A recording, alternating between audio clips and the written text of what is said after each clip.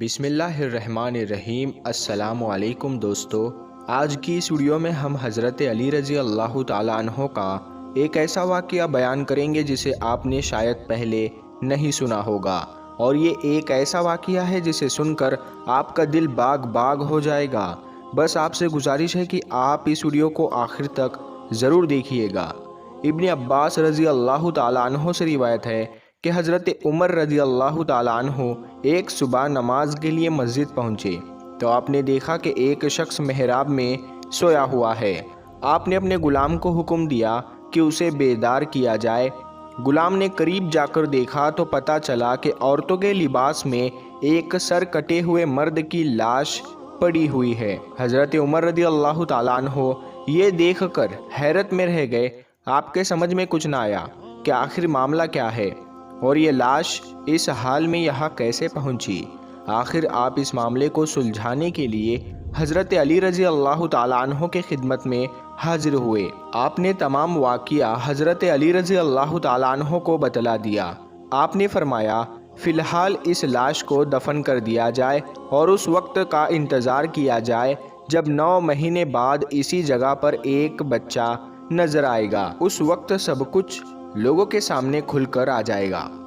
حضرت عمر رضی اللہ تعالیٰ عنہ نے آپ سے پوچھا کہ یہ سب کچھ کیا ہے اور آخر 9 مہینے کے بعد بچہ کہاں سے آئے گا۔ آپ نے فرمایا مجھے اللہ کے رسول صلی اللہ تعالیٰ علیہ وسلم نے اس معاملے کی خبر پہلے ہی دی تھی، اسی لیے وقت کا انتظار کیا جائے۔ وقت گزرتا گیا اور ٹھیک 9 مہینے کے بعد جب ایک صبح حضرت عمر رضی اللہ تعالیٰ عنہ مسجد میں داخل ہوئے، اسی جگہ پر جہاں کچھ دنوں پہلے ایک سر کٹے ہوئے مرد کی لاش ملی تھی، اسی محراب سے ایک بچے کے رونے کی آواز آئی۔ آپ قریب گئے اور اس بچے کو گود میں اٹھا کر بے اختیار فرمایا بے شک اللہ کے رسول صلی اللہ تعالیٰ علیہ وسلم بھی سچے ہیں اور ان کے چچا کے بیٹے حضرت علی بھی سچے ہیں۔ تو حضرت عمر اس بچے کو لے کر حضرت علی کے پاس گئے۔ حضرت علی نے فرمایا اس بچے کے لیے ایک انصار دایا کا انتظام کیا جائے اور اس کا تمام خرچہ بیت المال سے ادا کیا جائے۔ آپ کے حکم کے مطابق ایسا ہی کیا گیا۔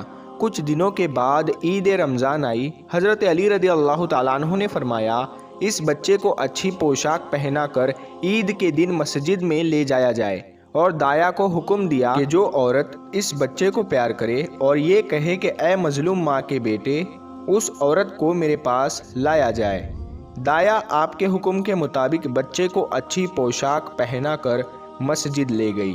وہاں اس نے دیکھا کہ ایک خوبصورت لڑکی نے آ کر اس بچے کو پیار کیا اور وہی الفاظ دہرائے۔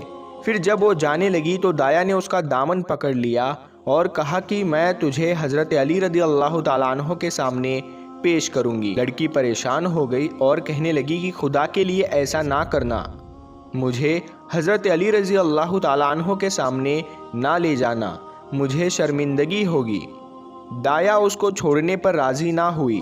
آخر اس لڑکی نے کافی پیسوں اور اچھے کپڑوں کا لالچ دیا اور کہا کہ تو حضرت علی کو کچھ نہ بتانا اور یہ بتانا کہ مجھے کوئی عورت ہی نہیں ملی تھی، اور اگر اس طرح تم عید الاضحیٰ کے دن بھی مجھے اپنے بچے سے ملا دو گی تو میں تمہیں اس سے زیادہ کچھ دوں گی۔ دایا اس لالچ میں آ گئی اور وعدہ کیا کہ حضرت علی کے سامنے کچھ نہ بتاؤں گی۔ دایا حضرت علی کی خدمت میں حاضر ہوئی۔ حضرت علی نے پوچھا تو دایا نے جواب دیا کہ مسجد میں نہ کسی عورت نے اس بچے سے پیار کیا اور نہ ہی کسی نے وہ الفاظ ادا کیے جو آپ نے ارشاد فرمائے تھے۔ آپ نے دایا کے کلام سننے کے بعد فرمایا تو سب کچھ جھوٹ کہہ رہی ہے، سچ تو یہ ہے کہ وہ جوان لڑکی آئی، تو نے اس کا دامن پکڑا، اس لڑکی نے تیرے سامنے التجا کی اور تجھے انعام کا لالچ دیا اور پھر تو مان گئی، اور تو نے یہ بھی وعدہ کیا کہ تو بقرعید کے دن اس بچے کو اس کی ماں سے ملائے گی، جس کے بدلے میں وہ لڑکی تجھے بہت سارا انعام دے گی۔ آپ کی زبان سے سچ سننے کے بعد دایا گھبرا گئی۔ عرض کیا کہ حضور مجھے معاف فرما دیجئے، اب میں کبھی جھوٹ نہ کہوں گی۔ آپ حکم دے تو میں اس عورت کو گرفتار کر کے آپ کی خدمت میں لاتی ہوں۔ آپ نے فرمایا نہیں، اب تم عید کا انتظار کرو، جب وہ تمہیں ملے تو میرے پاس لے آنا۔ بس اب کیا تھا، وقت گزرتا گیا، عید الاضحیٰ کا دن بھی آ گیا۔ दाया बच्चे को अच्छी पोशाक पहनाकर मस्जिद में ले गई। अभी कुछ ही देर गुजरी थी कि वो जवान लड़की आई और बच्चे को अपनी गोद में लेकर प्यार करने लगी। दाया ने उसका दामन पकड़ लिया और कहा कि आज मैं तुझे ना छोड़ूंगी, आज मैं तुझे हज़रत अली रज़ी अल्लाह ताला अन्हो के पास ज़रूर ले जाऊंगी। लड़की ने लाख कहा मगर दाया ना मानी। दाया उस लड़की को साथ लेकर हज़रत अली की खिदमत में हाजिर हुई।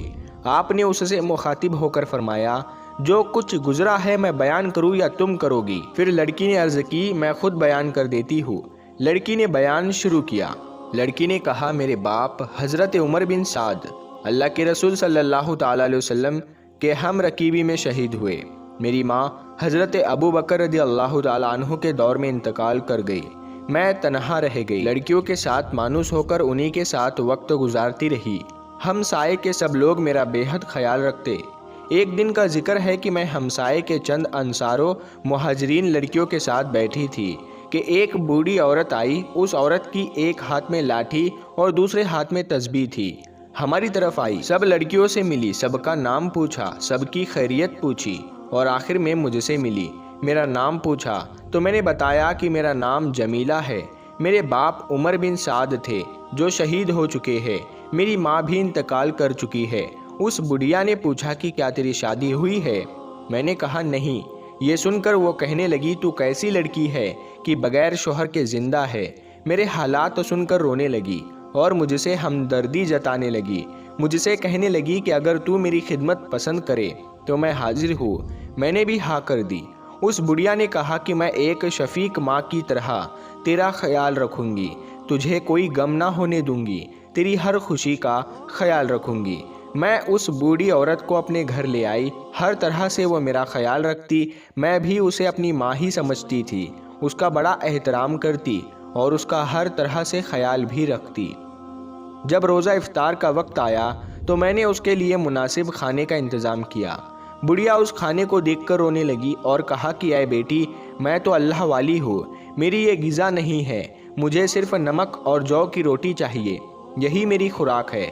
गर्ज ये कि उस बुढ़िया ने हर तरह से अपनी पारसाई का सिक्का मेरे दिल में इस तरह जमा दिया कि मैं उसे अपना निगहबान समझने लगी। एक दिन कहने लगी, मुझे ज़माने से बड़ा डर लगता है, तू तन्हा रहती है, कहीं ऐसा ना हो कि मैं हाजत के लिए बाहर जाऊँ और तुझे कुछ हो जाए। इसीलिए तुझे एक अच्छे साथी की ज़रूरत है जो तेरा हर तरह से ख्याल रखे। अगर तू इजाज़त दे तो मैं अपनी बेटी को ले आऊँ जो तेरी हम उम्र है, जो कि इंतहाई मुत्तकी और परहेजगार और नमाजी है। मैंने उस लड़की की इतनी तारीफ़ सुनी तो बेइख्तियार कहा, क्यों नहीं, फ़ौरन उसे लेकर आ जाइए। इस तरह मेरा दिल भी बहल जाएगा और इस मोहब्बत से अच्छे असरात भी पैदा होंगे। बुढ़िया मेरे इसरार पर उसी वक्त ही अपनी बेटी को लेने के लिए रवाना हुई। कुछ देर बाद तन्हा ही वापस आ गई। मैंने आते ही पूछा, मेरी बहन को क्यों नहीं लाई?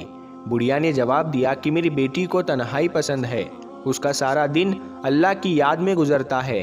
तेरे घर में अक्सर मुहाजिर और अंसार की लड़कियां आती है, इस वजह से उसने यहाँ आना पसंद नहीं किया।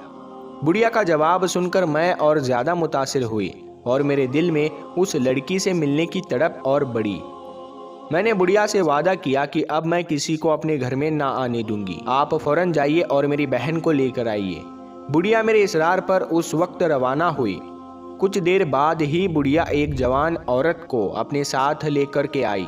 उस औरत ने अपने जिस्म को चारों तरफ से छुपाया हुआ था, सिर्फ उसकी 2 आंखें नज़र आ रही थी। ये जवान औरत दरवाजे पर आकर खड़ी हो गई। मैंने कहा, बहन अंदर क्यों नहीं आती? बुढ़िया ने जवाब दिया, लड़की बड़ी हयादार है, उसे शर्म आती है। ये कहकर बुढ़िया बाहर चली गई कि मैं अपने घर को ताला लगा करके अभी आती हूँ। बुढ़िया के जाने के बाद मैंने उस औरत से कहा, बहन बुर्का उतार कर आराम से बैठो, ये तुम्हारा अपना ही घर है। उस औरत ने सर के इशारे से बाहर के दरवाजे को बंद करने के लिए कहा। मैं समझ गई कि बाहर का दरवाज़ा खुला हुआ है, ये चाहती है कि दरवाज़ा बंद कर दिया जाए। मैं दरवाज़ा बंद करके अंदर के कमरे में दाखिल हुई। वो औरत इस तरह कपड़ा लपेटकर पलंग पर बैठी थी। मैंने हाथ से उसकी चादर खींच ली। चादर खींचते ही ये देखकर मैं परेशान हो गई कि ये औरत तो नहीं है, بلکہ سیاہ داڑھی والا ایک بلند قامت مضبوط جسم والا مرد ہے۔ میں اسے دیکھ کر آپے سے باہر ہو گئی۔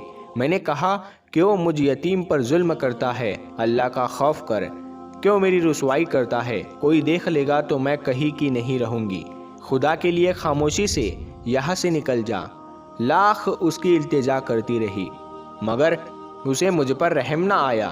اس کے قریب سے اٹھ کر بھاگنا چاہتی تھی، مگر اس ظالم نے اپنے مضبوط بازوؤں میں مجھے زور سے سمیٹ لیا۔ اسے مجھ پر رحم نہ آیا۔ اس نے مجھ پر اپنی گرفت مضبوط کر دی اور میں بے بس اور مجبور ہو گئی۔